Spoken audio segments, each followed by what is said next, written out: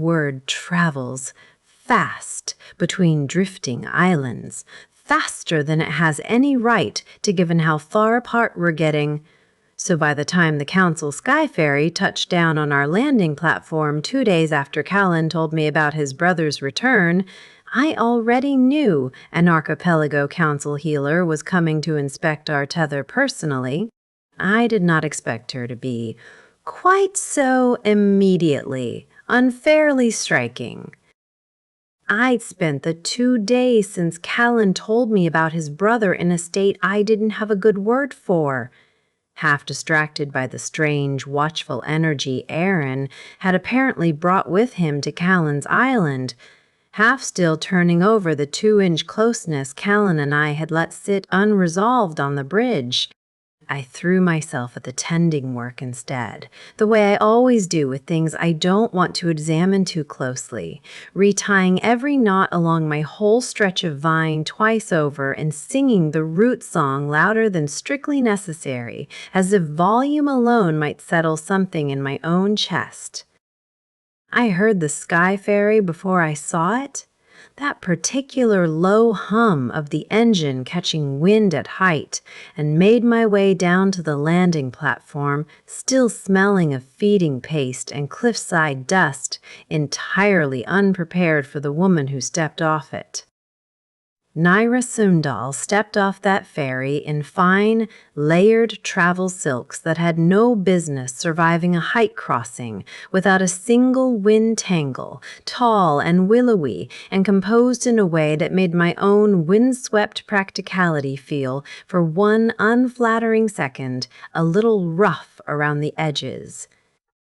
Sorren Vale, you're... she said, offering a hand with rings on it. Tender of record for this tether. I've read your reports. They're better than most of the Council's own field notes. It was, infuriatingly, an excellent way to make me like her instantly. She wanted to see the graft sites first, so I walked her out to the bridge myself. And I will say this for her, plainly, she knew her craft. She knelt at the failing stretch without hesitation, fine silks and all, and ran her fingers along the fiber with a diagnostic care I recognized because it's the same care I bring to it myself. This isn't ordinary decline, she said, after a long, quiet study. How? I've seen 3 other failing tethers this season alone.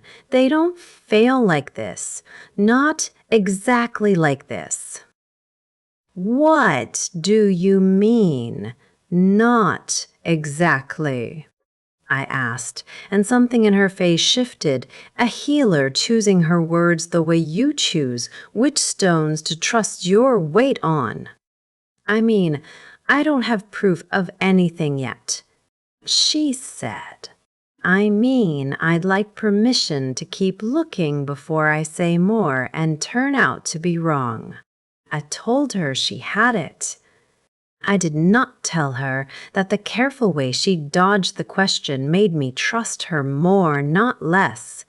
My grandfather always said, the ones who claim certainty too early are the ones worth watching. Callan found us at the bridge's midpoint an hour later, and I watched something happen that I hadn't accounted for at all. Neera's whole composed manner warming several degrees the moment he introduced himself, an easy, assessing interest crossing her face that had nothing subtle about it once you knew to look.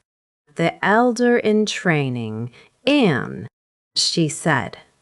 I was told you were the reasonable one of the pair.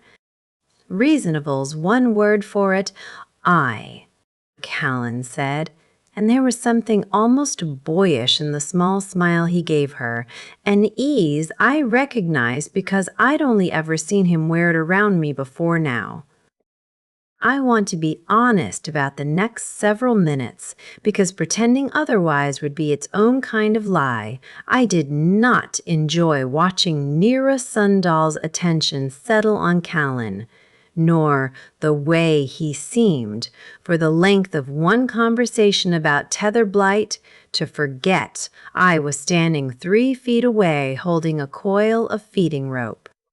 It was an ugly, small feeling, and it surprised me with how sharp it was, given that Callan and I have never once said the actual word between us. Not together.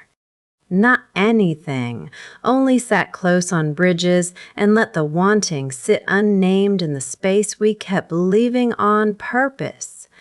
I caught myself cataloging the exact angle of his shoulders toward her, the warmth in his voice that I'd have sworn until that morning belonged only to me, and hated, a little, how quickly 3 years of careful patience could curdle into something this petty over a single easy laugh. I made an excuse about checking the measuring stones and left them to their conversation longer than I needed to, mostly so I could stand at the cliff edge alone and untangle why watching 2 composed, capable people talk easily to each other had left me feeling like I'd swallowed something with sharp edges. When I came back, Naira was laughing at something Callan had said, a real laugh, unguarded, and he was watching her with the specific, attentive stillness I'd only ever seen him direct at me before that afternoon.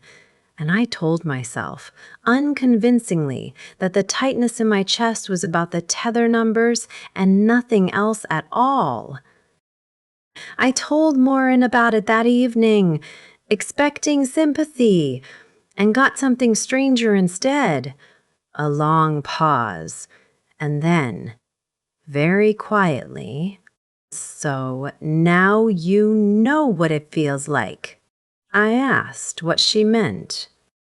She looked at me a long moment, weighing something, before she shook her head and changed the subject entirely, and I let her, the way I'd let her change the subject before.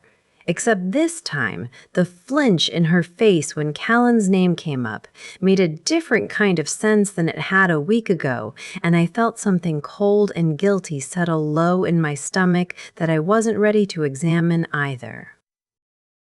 It was Naira who found me again, near dusk, alone this time, seated on the low wall outside my cottage with a cup of something warm she'd apparently made herself at home enough to brew, using my own kitchen without asking, which should have irritated me and somehow didn't. "I owe you the fuller truth," she said, sitting beside me without asking either, close enough that I noticed, distantly, that she was as striking up close in the fading gold light as she'd been stepping off that ferry that morning. "I'm not only here for your tether. 3 islands in this archipelago have lost their bridges in the past 2 years, all declared natural failures by the same council office. I'm starting to think none of them were natural at all." I set my tea down carefully, aware of my own hands in a way I usually only am when I'm afraid of dropping something that matters.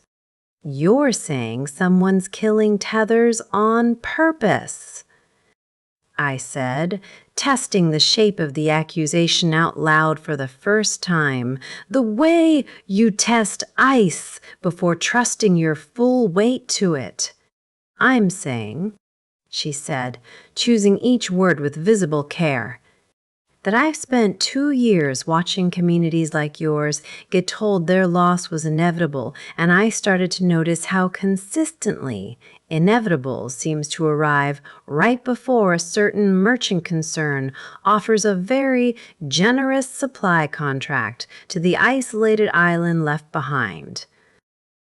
If I'm right," she said, watching my face carefully for how I'd take it, "someone has been making failing tethers fail faster and profiting handsomely from what happens to the islands after. I need people I can trust while I prove it. I'd like that to include you, Sorren Vale, and I'd like it, if I'm honest, for reasons that have started to feel like more than professional interest. She held my gaze a beat too long to be entirely about the conspiracy, and I sat there with my tea going cold, weighing an accusation that could unmake the story I'd told myself my whole life about my dying home, next to a woman who had, in the space of one afternoon, become someone I couldn't quite stop watching either. Part 2. Tomorrow.